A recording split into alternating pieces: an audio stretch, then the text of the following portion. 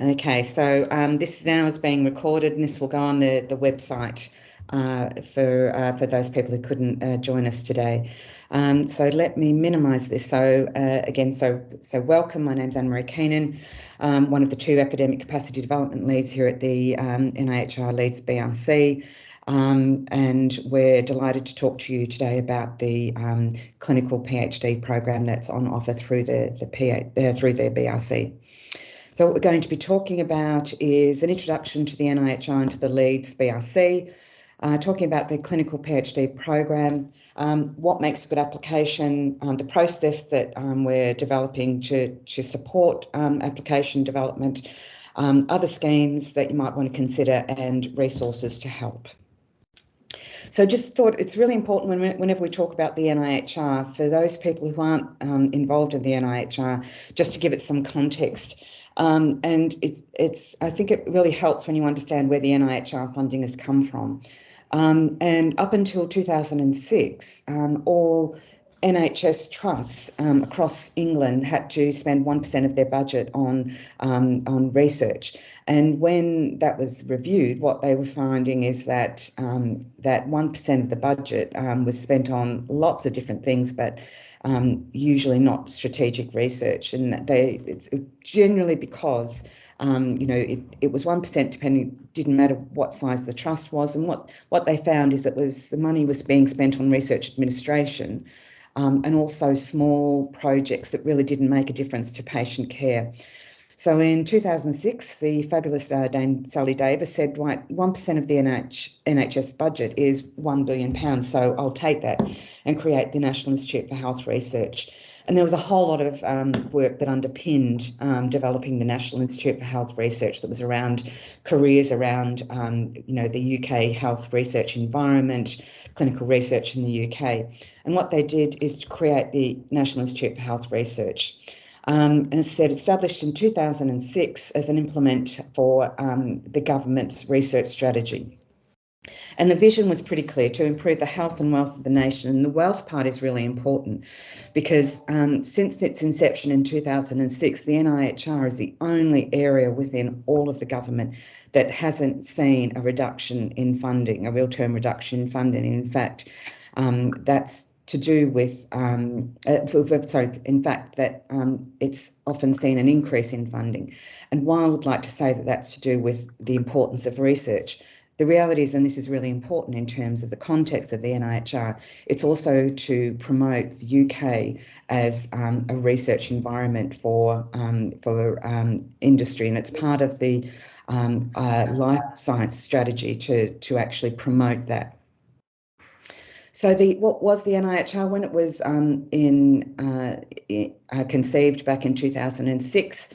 The whole idea was to make NIHR funding absolutely embedded with NHS and trusts supported by universities. And they looked at developing infrastructure, such as clinical research networks and the research, biomedical research centres, systems, such as research information systems, management systems, programs and projects such as HTA funding, and importantly up the top, people. They really wanted to invest in people. But at the heart of this is obviously patients and the public. And this is why I wanted to spend some time about where the NIHR funding is coming from. The NIHR funding is actually coming from what was NHS funding, and so it needs to be relevant to the NHS. As the NIHR evolved, it evolved with the Department of Health, and the Department of Health is now the Department of Health and Social Care. So it has a slightly wider remit, but the mission remains reasonably stable, that it's to improve the health and wealth of the nation through research. And these are the kind of particular pillars for research and for the activities of the NIHR. And really what we're talking about within this scheme is around, she says, trying to move onto the animations. So what we're doing here with the BRC and the clinical PhDs is looking at the BRC's infrastructure funding to deliver, to translate discoveries into improved treatments. And the clinical PhD scheme is around attracting, training, retaining and supporting the best researchers. So again, this is a constant thing. The NIHR mission is to improve the health and wealth of the nation through research. So what's a biomedical research centre? And the biomedical research centres are infrastructure funding that are particularly directed towards translational experimental medicine research. And what they are looking at are the pillars of excellence across England that drive translational research. And so the idea is that they're going to be very focused on prevention, diagnosis and treatment of ill health. And that is at the early stage that then will translate into benefits for patients. And they're part of the NIHR is part of the BRCs are part of the key infrastructure that's provided to support the ambitions of the BRC, of the Department of Health and Social Care. Importantly, they're not geographically designed, so the funding that we get is for excellence in translational research, and that's really defined the themes of our research. So what they're looking at in terms of our funding are really the areas of excellence for translational research. And one of the things that we've done over the last competition is to expand our BRC. So our BRC originally was just in musculoskeletal disease, but under the guidance of Philip and Hemant Pandit, we've widened that to include 6 themes. So there's the cardiometabolic theme, surgical technologies, musculoskeletal, hematology, antimicrobial resistance and pathology. And these are underpinned by cross-cutting capabilities, including data and AI and methodologies, but again, around translational research, around excellence in that translational research. A critical part of the BRCs is to support academic capacity development, and that's included in our contract. In our contract, we have to demonstrate how we're supporting the researchers of the future, how we're developing, supporting, attracting and retaining the people that are critical to deliver our research ambitions. And as part of a wider strategy that we've developed and has been approved by the NIHR is this clinical PhD fellowship program. And this PhD fellowship program is actually matched funding from the University of Leeds, and we're very grateful to the University of Leeds for including this. And this was part of our application. So the clinical PhD fellowship is £250,000 for salary and pension contributions, registration fees and personal development to undertake a PhD project. It can be taken 3 years or part-time equivalent. And it can be taken, you are absolutely able to continue on with some clinical activity, but we do need the PhDs to be near to finish by the end of 5 years, and that's to do with our funding. It's open to medical, dental and health and care professionals who are registered with a regulatory body in the UK. So what we're looking at is we understand that the clinical PhD application is slightly different to a general PhD application. And that's why we've created this, and often that you're coming in at a different entry point and that you may have developed activities and some ideas, may have had some research experience to actually lead you to wanting to do a clinical PhD. So what we're asking people to do is to work with a BRC theme or workstream leader to develop your application.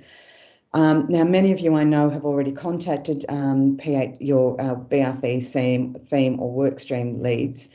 But if you haven't, if you can just let Carol or myself know, and we will try and look at excuse me, introducing looking at doing an introduction for you. It's really important that your application needs to be written within the remit of the BRC, and we've had several inquiries for people who want to do a PhD, but it's not really aligned with any of the BRC themes. Unfortunately, they won't be eligible. However, given that the BRC themes are reasonably broad, and that it may be possible that we can kind of try and develop your thinking in an alignment with the BRC remit.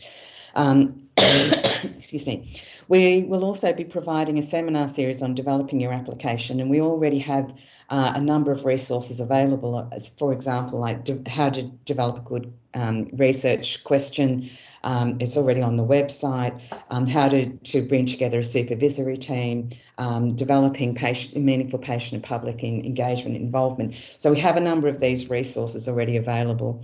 But Carol and myself will be doing a couple of sessions as well to try and help develop the application for you, so that again, particularly for those who perhaps don't come from a stronger research background, that you're given every opportunity to develop a competitive application. Again, developing the application, they often talk about 3 Ps. We talk about 4 Ps in terms of our NIHR applications, but for this I'd strongly suggest you talk about 5 Ps. So person, project, place, personal and professional development, and critically, patient public involvement and engagement. So what we'll be looking at is this is a personal fellowship, so that we want to make sure that we've got the right people, and it's absolutely people who are committed to developing a research career, who have the initial skills and exposure to be able to hit the ground running, for undertaking a research a project. And if perhaps you haven't had any research experience, we can look at other opportunities, such as a pre-doctoral fellowship application, or master's programs that may actually be able to help. What we're absolutely looking at is evidence of a commitment to a clinical research career, and what we're using is a modified narrative curriculum vitae. And for those of you who haven't heard about the narrative CV, is it's a move away from the traditional CVs that really focus on publications and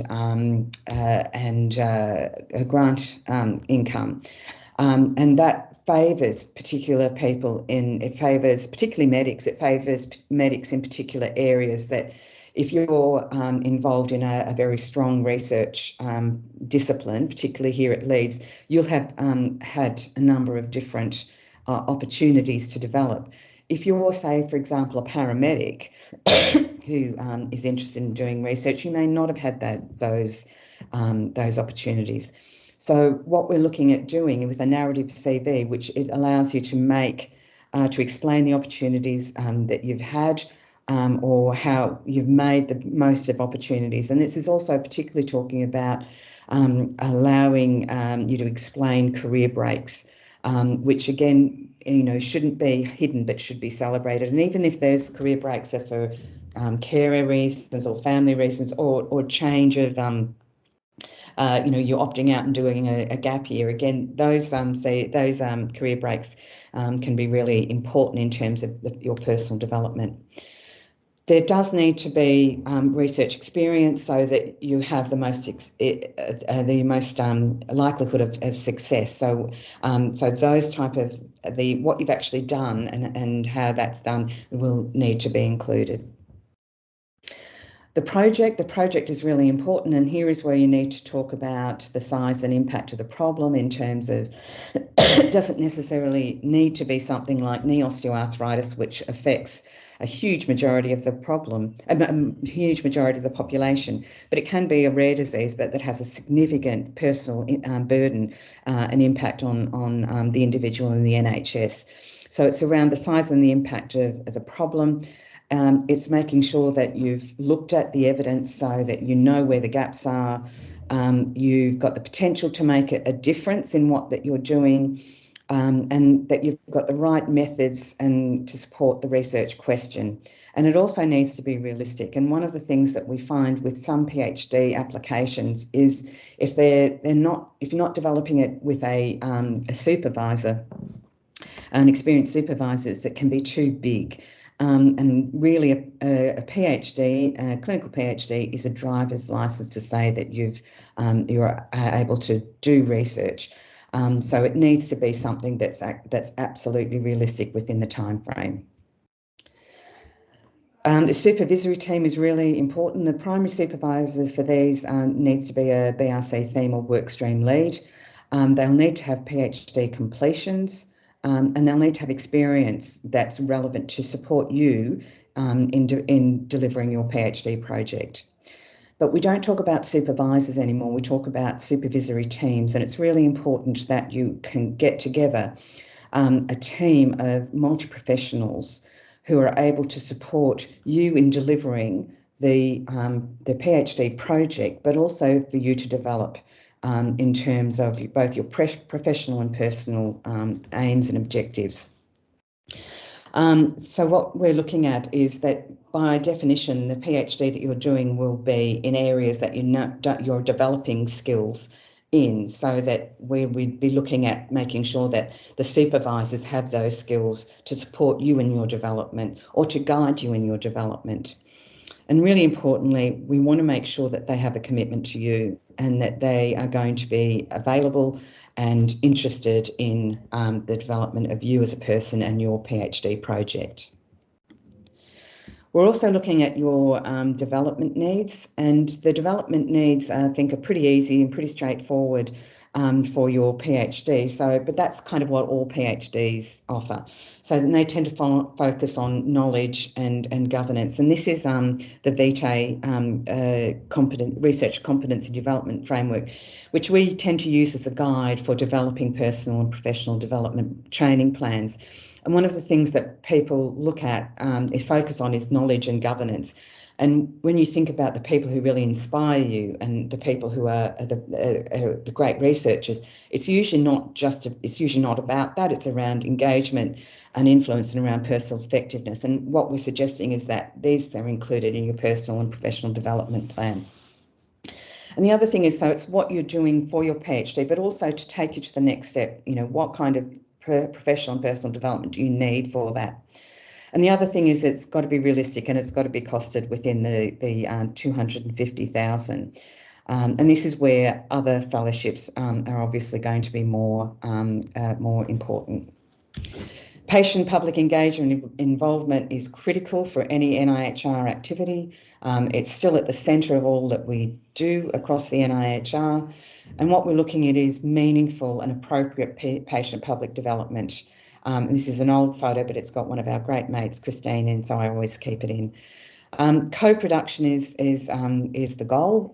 So it's absolutely to make sure that it's what patients want. It's not researchers going to patients to say, I've got a great idea. Isn't this great? Don't you think this is a great idea? And then going, yes.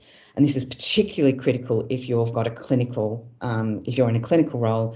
And it's really important that you're not asking patients that you are in your care about what they think of your fabulous idea, but you do it properly. Importantly, the BRC has a very strong team, and I've just met our new member and very well developed resources to help with developing meaningful patient-public involvement engagement. The other critical thing for PPI, and it's something we really want to see coming forward in these applications, is it's also about reaching underrepresented groups. So we know that we're very lazy in terms of our research recruitment. We tend to wait for patients to come to us. As a result, when we look at how representative our research is of ethnic minorities, social indicators, it's not good. And what we need to do is to look at developing strategies so that we're asking the right questions for these underrepresented groups, and we've got recruitment strategies which try and address that. The other assessment criteria that we'll be using about, is this feasible? Anyone can write, that they're going to cure COVID, but it's absolutely the likelihood of delivering the program. And that will be a function of the nature of the program, the support you will have, but also the time, because it's only 3 years, excuse me, 3 years equivalent full time, but also the resources. And I guess if you're looking, if you're looking at doing something like a clinical trial, I would absolutely suggest that that's not, because we don't have resources, so that you would need to provide evidence that you're getting those resources elsewhere. And I guess it just introduces that element of risk. And if you are looking at something like that, this probably isn't the scheme for you. One of the other clinical PhD schemes is probably going to be more important, because it will allow for those costs. The guidance process has a whole lot of different information around the costs, and the reality is we cannot exceed 250,000 per application.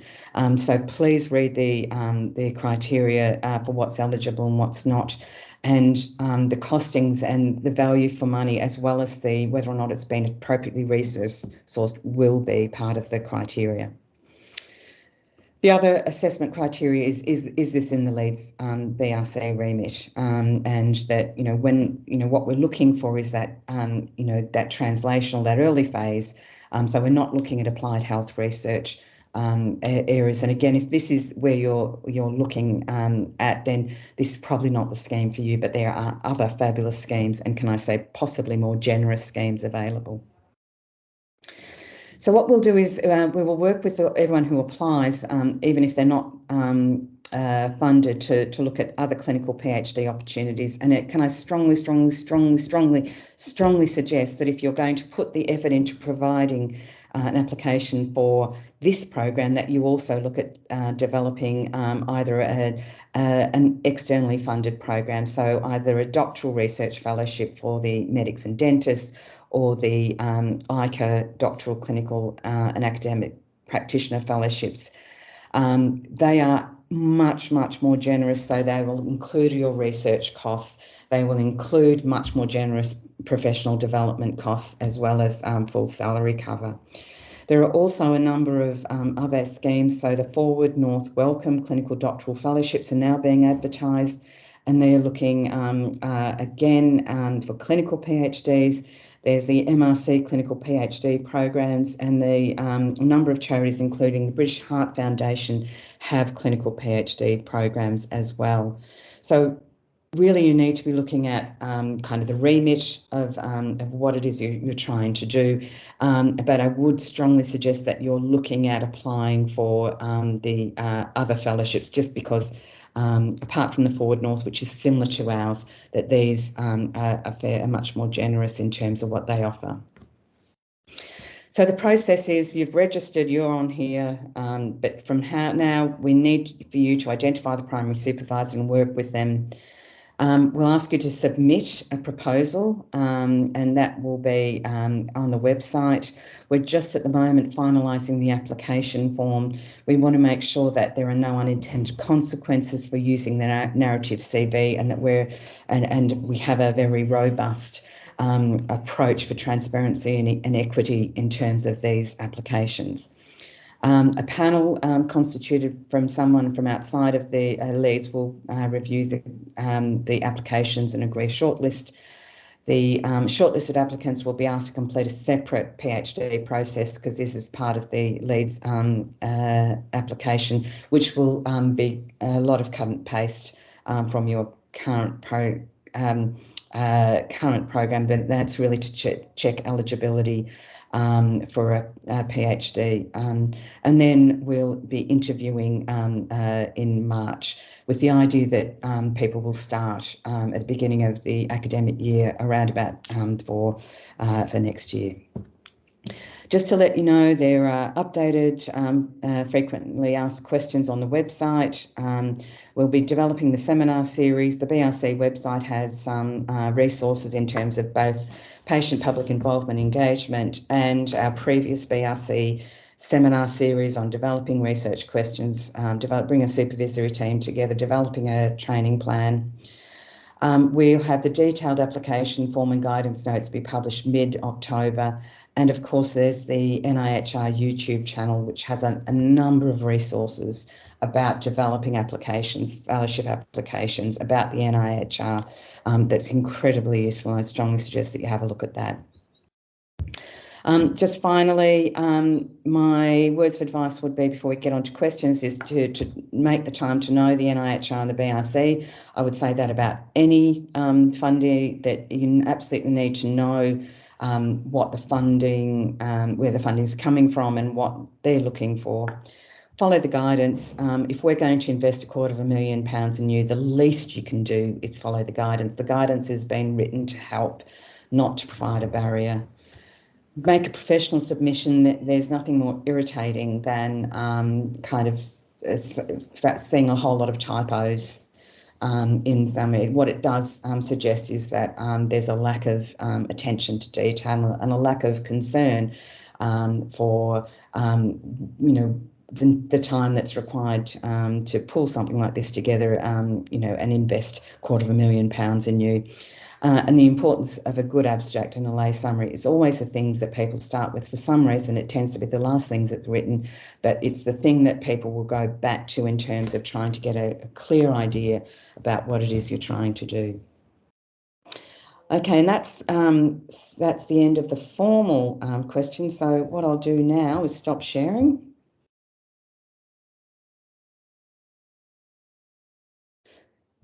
And open this up for questions.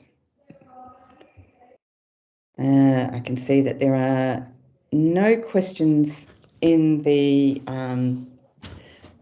field, and we have no one with their hand up. So I'm just going to assume that this is because it's all self-explanatory, and our frequently asked questions have been useful.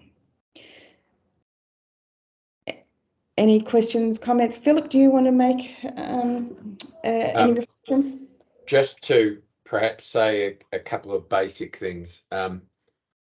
Doing a PhD is its own game, and you can be a really good clinician of whatever type, and you just don't know this game. Don't feel bad about it. It's a learning curve, and that's how PhDs are. They're teaching you a new game to play. And applying for these fellowships, and as Anne-Maree said, we expect people, even if they get our fellowship, to apply for an external fellowship, because not only does it bring more money, it brings more prestige on your CV for the future, and that's what you want. So I urge you to talk to potential supervisors, to talk to people first, to make sure your project is feasible, sensible, that it starts with a big question for the NHS, because if you put it up there saying, look, here's the problem for the NHS that needs answering, I'm going to start working in this area that's going to work towards answering that problem, that's always a great start. To say, we want to look at this incredibly rare disease that only one patient a year gets treated in the UK, it's going to have to be the most elegant science in the world to get up. So make sure it's relevant to the NHS. And we know some themes are a bit more sexy at present: multi-morbidity, dealing with people in excluded communities and areas like that. These are themes that are massive across both the NIHR and our BRC. How will we work together? So never worry if you don't know stuff. Nobody comes into this business knowing stuff. You'll learn it as you go along. And everybody in the BRC is not Australian. I thought I should say that. It just helps you, gives you a leg up. We do have a question, yes, Anne-Maree, before you asphyxiate. Thank you. Yeah. So so we've got a couple of questions in the chat, but is it Barracliff? Sorry, I can't see your first name. Hi, yeah, it's Abby. Abby, hi. I'm one of the cardiology pharmacists over in Leeds, and I just wanted to check, when we talk about research experience, how do you define that? Is it having done some work on papers, or is it more formal experience like a master's? No, the narrative CV actually allows for you to not necessarily have a formal qualification, but it gives some contextualisation to your experience. So obviously, if you've done an MRes, that sets you up by definition, but that may not necessarily be the case. So I think what we're looking at is evidence of you being able to hit the ground running. What we do not want to do is set people up to fail. So if you don't have the appropriate experience to develop a protocol, to work with supervisors, etc. What we would strongly encourage you to do is to do a PCAF, but that will again be dependent on you. But the narrative CV, and we will do some sessions on writing a narrative CV, and the panel will also do some sessions on training on how to interpret a narrative CV. So the narrative CVs are really interesting because they're trying to get away from I've got a H index of 27. As a community pharmacist, you probably won't even know what a H index is necessarily. Oh no, I work at the hospital, sorry, a cardiology pharmacist at the LGI. So you'll know, the cardiologist will have told you all of their H indices. But it's something that we know is gendered. We know that it's a function of age. My H index is nothing compared with Philip's, but it's pretty bloody good for a podiatrist. But it's just getting more and more the older that I get. So it's not really a great indication. So the narrative CV is getting away from that. And what we're asking you to do is to contextualise your experience. And particularly, I think, in terms of someone like yourself will have had experience with research that isn't necessarily formal. And it may be that part of your research development is that you need to do some formal training in methods or stats that are appropriate. But no, that's the strength of the narrative CV. So I think that's really important. Can that training be done? So if once you're successful for the programme, can that training be done prior to starting the PhD and use? I think that would be looked on very favourably, and that you're ready to hit the ground running. And that would also demonstrate a significant commitment to all of this. And again, those things are very valuable. Thank you very much. Brilliant. So Eric has asked, for PPI, is this something to be included in your PhD proposal? Yes, yes, yes. Or is this something to mention that you've had experience in? Both, yes. I think, as Philip was saying, that for a PhD, that this is, by definition, it's an area that you're not likely to have a lot of experience in some of these areas. And so I think what we'd be looking for is a commitment to developing your PPIE skills and as part of your program of work. And if you haven't had experience in PPIE, then that should be included as part of your development. So I think that's really important. But if you have had experience, again, this is going to place you well to hit the ground running, so that the PPIE that you put in your PhD application is likely to kind of be done quickly and effectively. Amy's asked, do we need to relocate to Leeds? Absolutely not. But the PhD will be in Leeds. At the University of Leeds. We've become very good at working remotely. However, what we are looking at is absolutely developing a cohort effect. We know from experience that if we have a group of people, there's a lot that we can offer through peer support, and that we will be offering a lot of personal development. So Carol and I, as part of the commitment to the academic capacity development, Carol and I will be doing personal development with each of the fellows, the BRC fellows, and we have run a number of different seminar series and programs to help our BRC fellows. And some of those will be in person, so we would expect you to be able to attend those in person. Claire's saying for a total of 250,000, I think you're saying you're a medical clinician. So salary plus pension, unfortunately, that's right.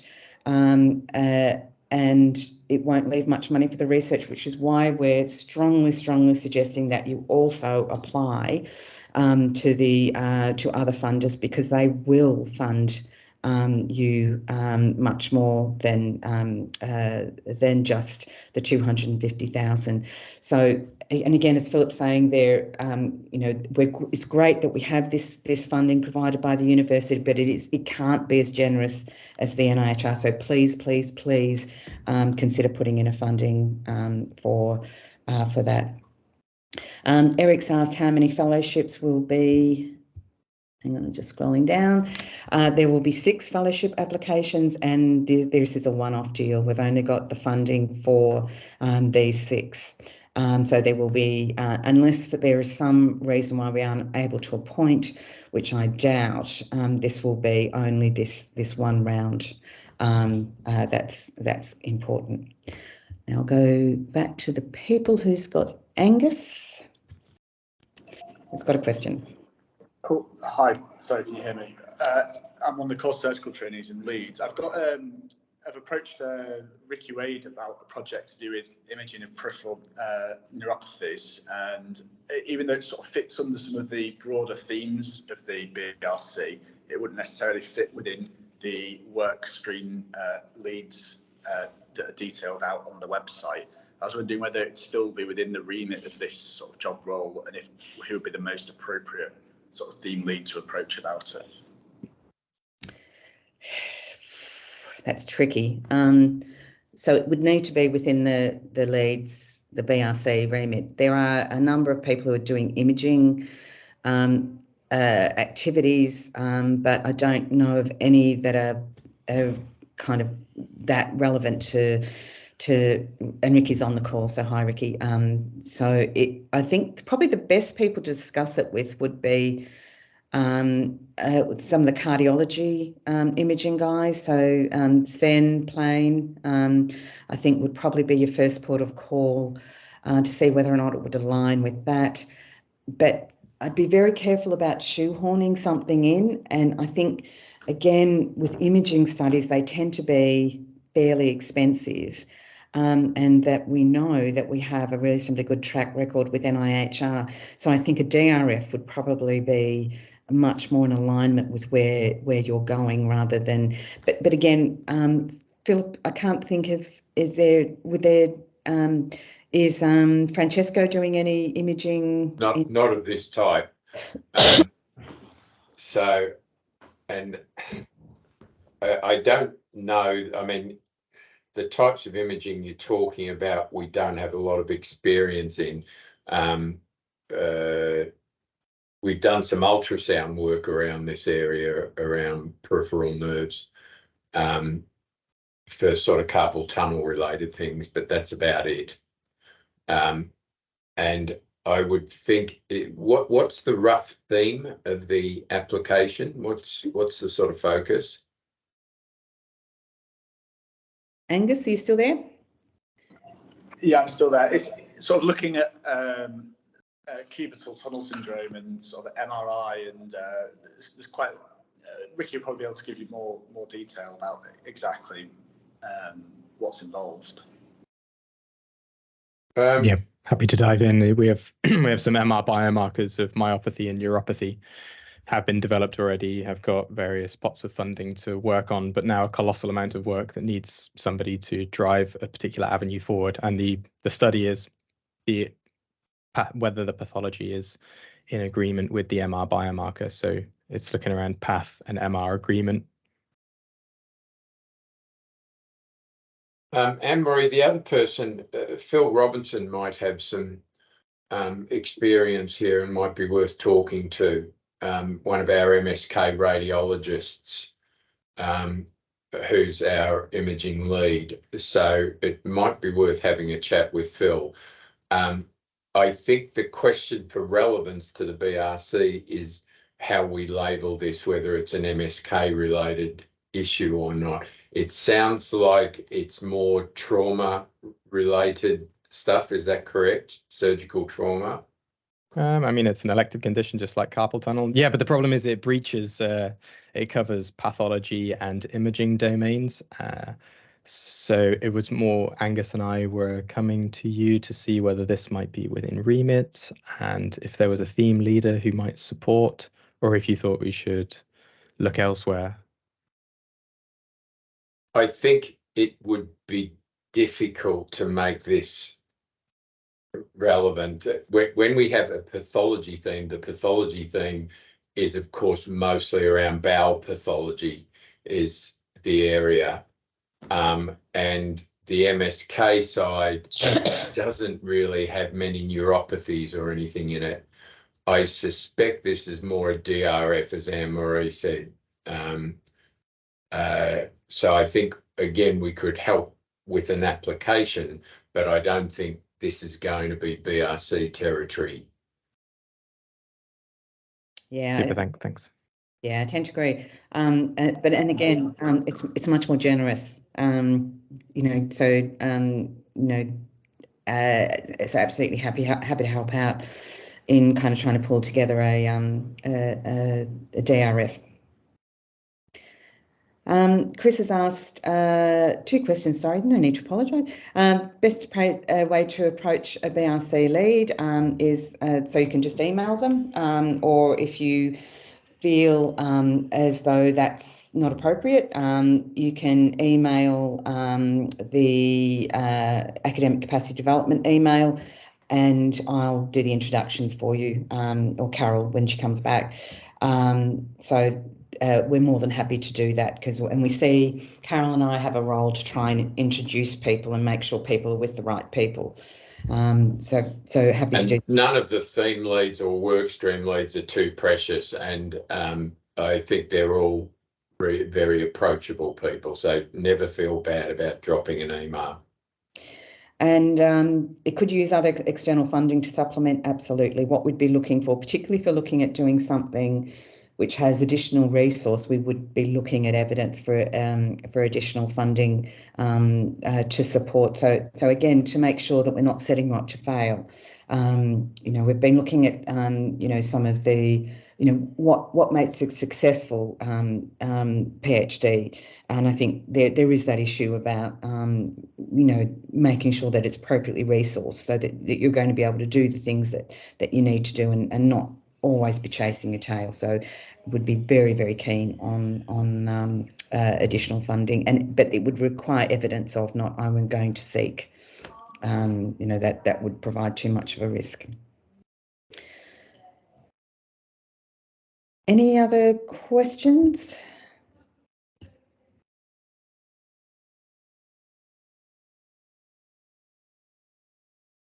I must go, Anne-Maree, but I think if anybody wants to drop myself or Anne-Maree an email afterwards to follow up on something, that's fine. I may not know the answer, but that's fine. Brilliant. Okay, thanks, Philip. Thanks for coming.